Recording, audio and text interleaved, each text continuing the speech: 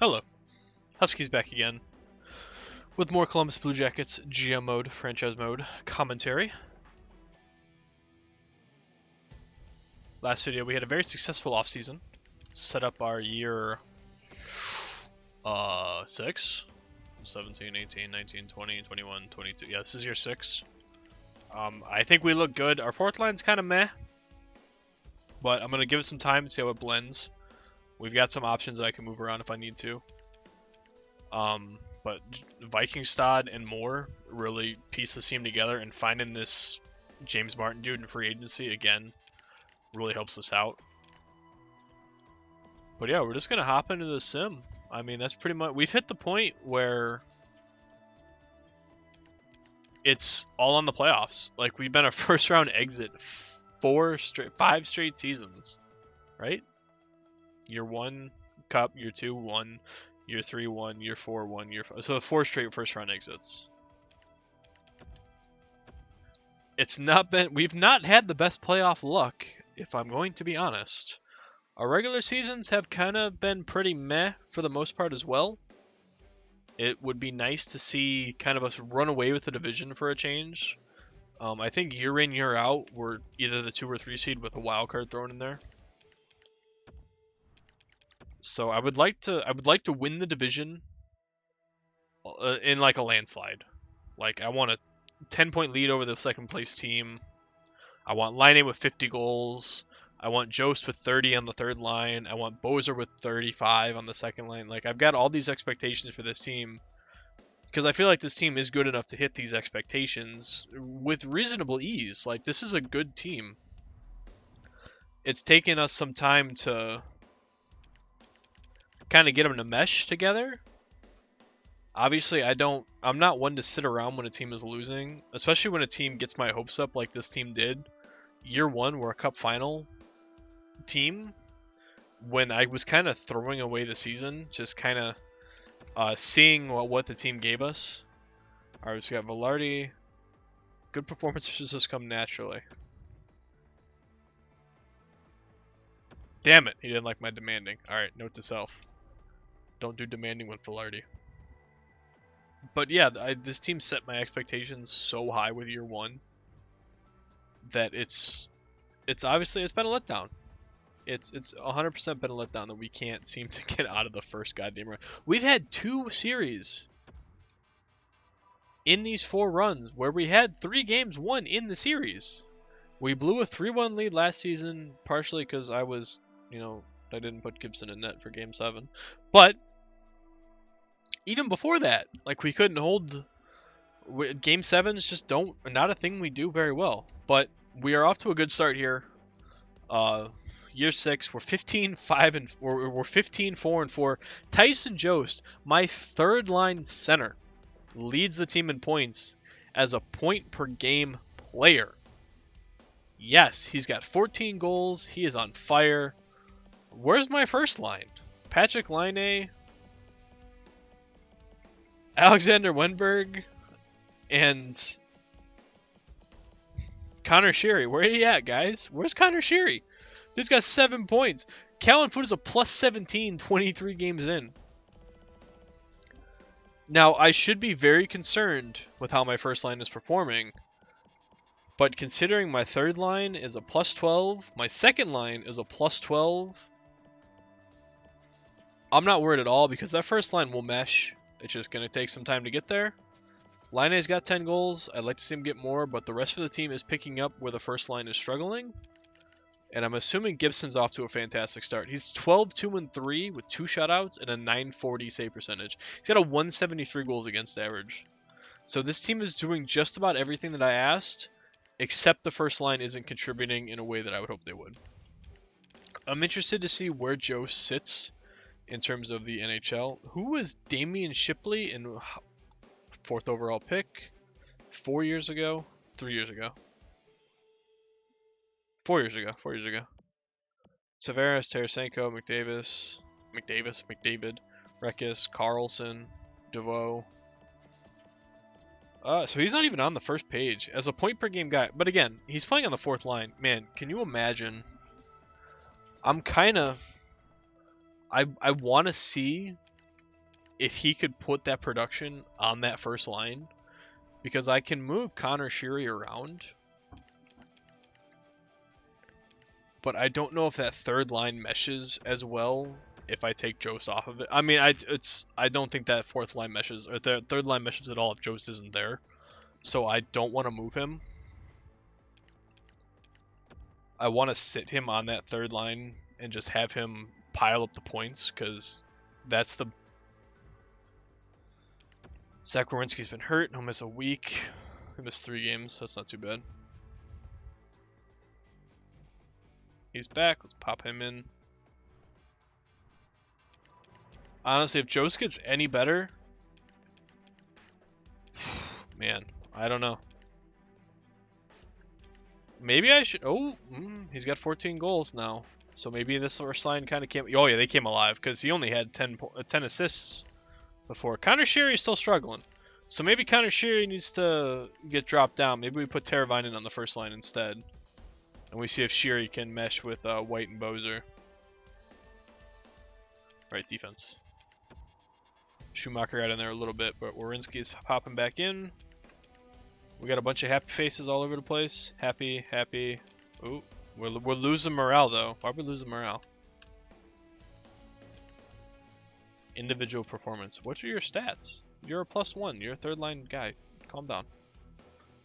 So in the 1, 2, 3, 4, 5, 6 games that we've simmed, that first line has 8 points. At least Wenberg had 8 points, so we'll give Dylan McElrath a 4th and a 5th. No, thank you.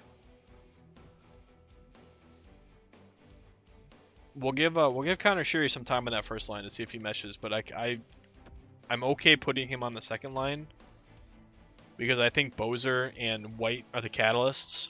I think Teravainen's just kind of playing third fiddle there. So we'll give this until the sim stops, and we'll see where we're sitting. Again, 7 overtime losses. Like, we don't lose in regulation, which is a good trait to have in a team. But at the same time, you want to see more of those just be straight up wins, especially when the playoffs come around.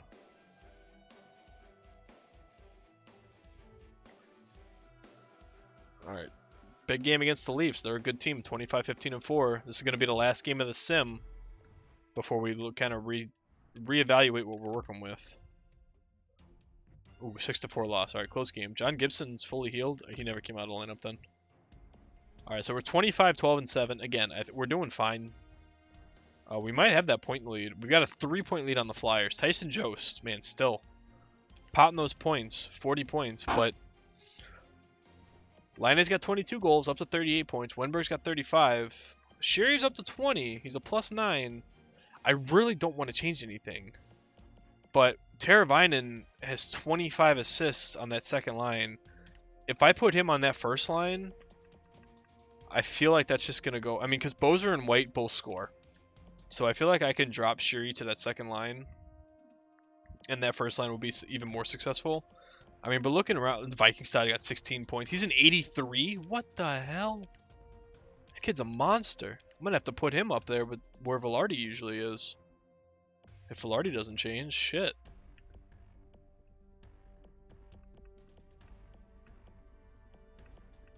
Yeah, I'm speechless at how some of these guys are playing. I think I'm gonna make that change. I think I'm gonna put I'm gonna swap Sheary and Teravainen. 935, 181 Gibson, off to a fantastic start. I want to see if that sparks that first line, because if I get Laine 2 A+ playmakers, Laine's got potential to score 50 or 60 goals. Like, there's no reason he shouldn't be. So we're going to try this. We're going to put Sheary on the second line. I don't want to mess with things too much. I could put Vikingstad on the third line and put Velarde on the fourth line. God, Gagne's doing so well, but his overall starting to drop, which surprises me, because usually if they do well, their stats stay the same despite their age. But we're gonna keep going. So I kind of have an idea of where everybody's points were at. I mean, the biggest thing we're going to notice is if the team starts to struggle, but I don't think that one swap is enough to kill the team's momentum. But I say that and we've lost 3 out of 4, so...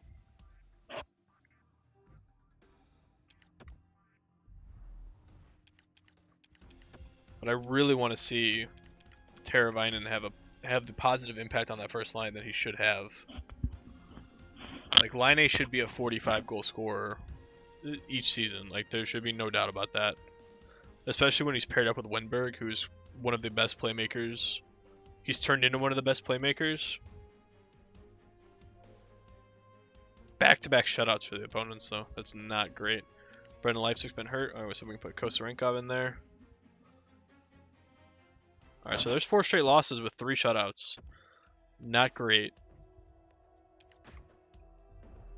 Not great.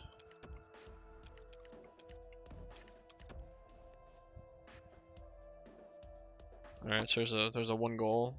4 goals. Alright, so we're coming back down to earth here a little bit. Alright, there's some back-to-back wins.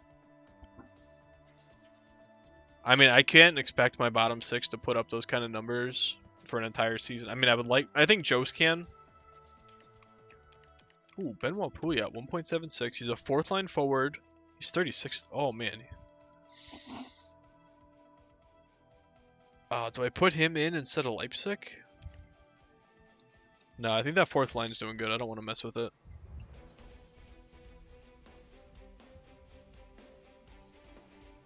The February was a bit of a struggle.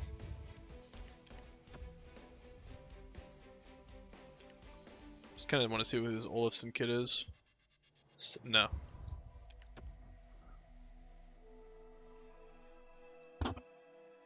Definitely struggled in February. Nudavara? No, I got rid of Nudavara. Goddamn, so much scouting. Get Leipzig back in there.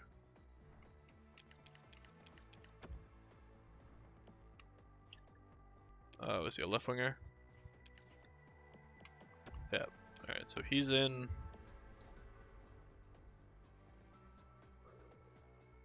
We're pretty much played 500 hockey since making that line change. We'll sim one more day. We'll sim to the trade deadline, since this is a long sim point.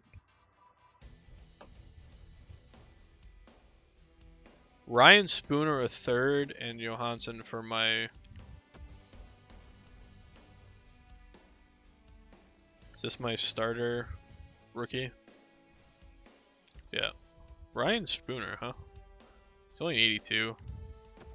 25 assists, 8 goals. Really not that great of a player. I'll pass. Alright, so 4-3 loss. So 32, 21, and 10. Again, those overtime losses are what's kind of propelling us point-wise. Laine's only scored 5 goals since, or 7 goals since making that line change. But I'm interested to see. Tyson Jost has 31 goals. Connor Sheary's still falling, man. I just can't find somewhere to put him, I guess. Colin White, Bozer are both putting up goals. Sheary's just not getting in on the points. Is it because of power play, maybe? He's not on the power play, so that might be what's happening here. Because all these guys have a bunch of power play points, and he doesn't have any. That would make sense. But we do have Wenberg and Laine both leading the team in points now. Jost, 31 goals. And we have a 20-goal scorer on every line. I'm going to stick to my guns. I'm going to stick with Teravainen on that first line. Because that second line is still putting goals in. I feel like that first line will eventually come around here for us. So let's go ahead. Let's finish off the season. We're 3rd in the division. We're 2 points behind first place. We're struggling to put wins together. Maybe I do go back to that. I really don't want to. I want to leave it like this because this is the line. These are the lines I want to run come playoff time.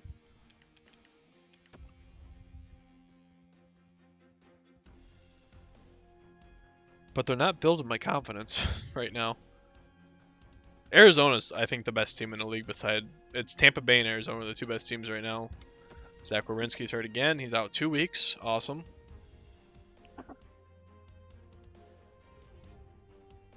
$37-20. Again, 11 overtime losses. If you take those 11 overtime losses... and you win just half of them? Like, we're a 45-win team right now. Oh, no. Gibson's hurt. That's not what we need going down the stretch, just to rely on Corey Schneider. Oh, God. Oh, God. I don't want to best lines it because I have all of my special teams changes. Oh, boy.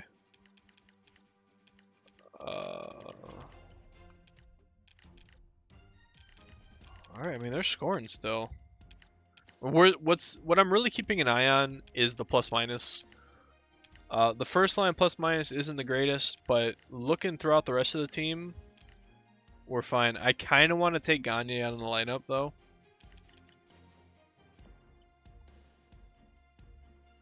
Just because he's a 70, but again, he's a 75, but his stats are good. Like, I can't be upset about that. The AHL can just be best lines. I don't really care. We're probably going to lose all these games, if I'm honest. Gibson is a big reason why we're winning these games. Nielsen has no interest in playing on the third pair. He's already down to a 78. Individual performance. It's not even ice time. It's individual performance. He's a minus 13? What? Alright, then we're gonna put Schumacher in there then. How is he at minus 13 when the entire rest of the team is so good? Like, that makes no sense to me. I just don't get how a player can be that bad. Alright, so Gibson's back, so I gotta send that goalie down.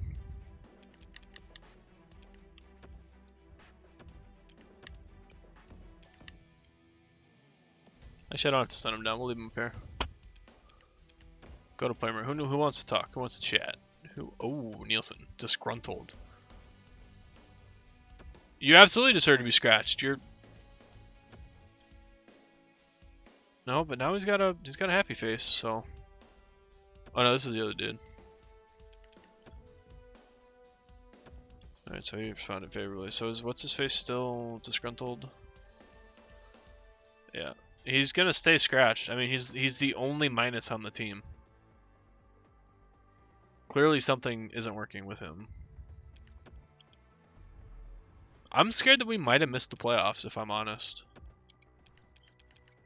Losing Gibson and Werenski at the end of the season there, I feel like we missed the playoffs. Oh, we snuck in, I think.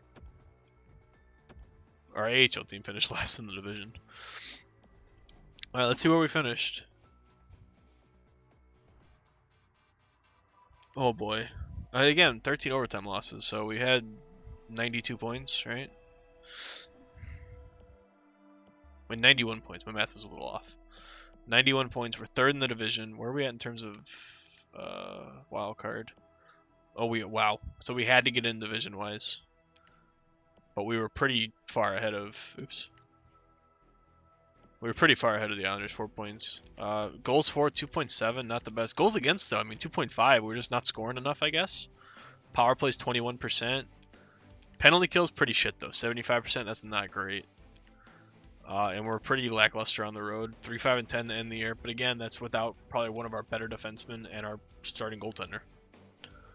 As for our offense, line 8, 33 goals. Not what I want.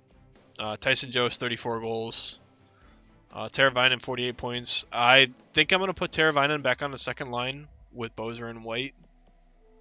And I'm going to bring... I want to bring...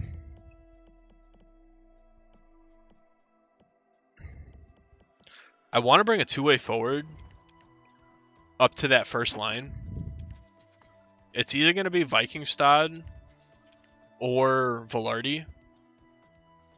One of these guys I'm going to put on that first line for the first couple games of the playoffs. I think Velarde makes more sense.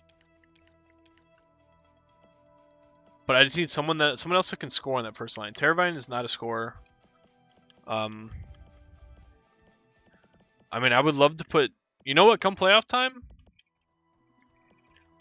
maybe I put Tyson Jost on that first line and see if we can get Jost and Laine going. And if that works, great, we'll run with it. I think that's what we're going to do. But yeah, that's where I'm going to end this one. Sitting at 65% locker room chemistry, not great. But we'll get it figured out. Here's hoping that we see a second round of this year's playoffs. But yeah, as always, hit me up in the comments. And I will see you tomorrow for what is hopefully a playoff series win. We need it pretty bad.